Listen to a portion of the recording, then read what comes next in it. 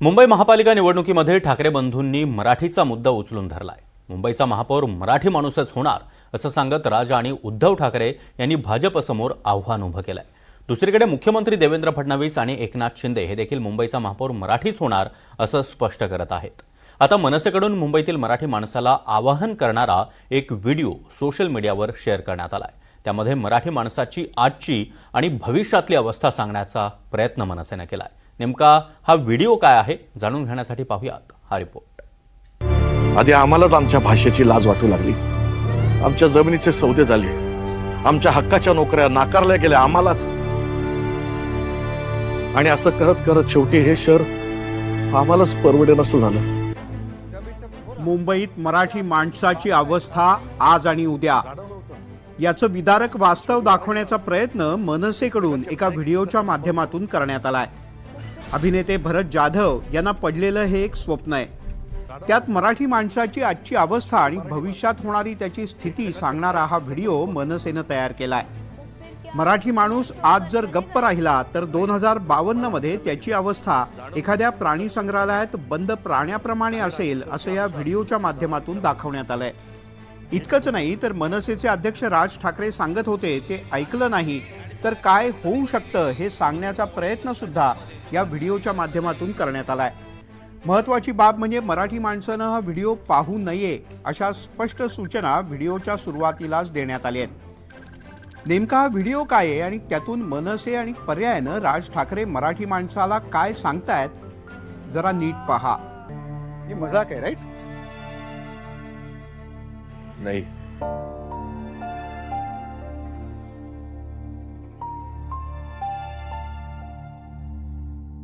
पर बन चुका हूं।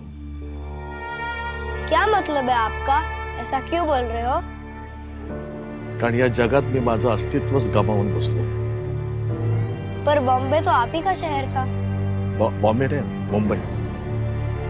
आणि हो, मलाही आधी असंच वाटलं होतं। तो फिर ये हुआ कैसे?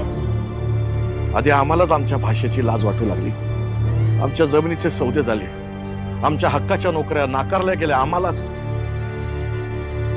आणि असं करत करत शेवटी हे शहर आम्हालाच परवडेनसं झालं। जब ये सब हो रहा था तो क्या आपको इस बात का एहसास नहीं हुआ? जाणवलं होतं ना, पण शेवटी मराठी माणसांनी एकमेकांचे पाय खेचण्यातच बघ ना।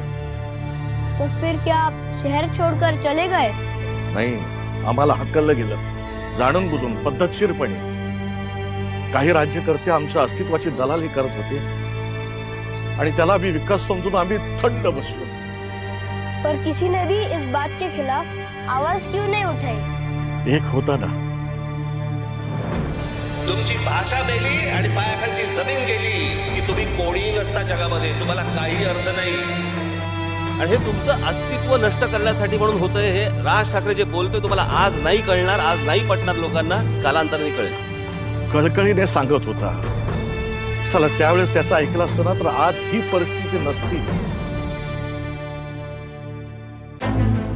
अभिनेते आणि राष्ट्रवादी काँग्रेस अजित पवार गटाचे पदाधिकारी सयाजी शिंदे यांनी हा व्हिडिओ आपल्या इंस्टाग्राम अकाउंटवरून शेअर करत त्याखाली जय महाराष्ट्र असं कॅप्शन दिलंय। दुसरीकडे मुंबई भाजपाचे अध्यक्ष अमित साटम यांनी या व्हिडिओवरून टीका केली आहे। मराठी माणसाला बदनाम करण्याचं काम ते करत आहेत असा आरोप साटम यांनी केला। मराठी माणसाचा उपयोग आणि वापर करण्याचं काम हे करतायत। मी तुम्हाला सांगतो की मराठी माणसाला बदनाम करण्याचं काम हे करतायत। मराठी माणसाचं मन हे आभाळ इतकं मोठं आणि समुद्रा इतकं अथांग आहे। या महाराष्ट्रामध्ये, या मुंबई शहरामध्ये, या देशाच्या कानाकोपऱ्यातून, प्रत्येक प्रांतातून जे कोणी इथे येतात, मराठी भाषा बोलतात, मराठीचा सन्मान करतात, ते सर्वजण मराठी आहे असं मराठी माणूस समजतो। परंतु मराठी माणसाचं नाव बदनाम करण्याचं काम हे करतायत।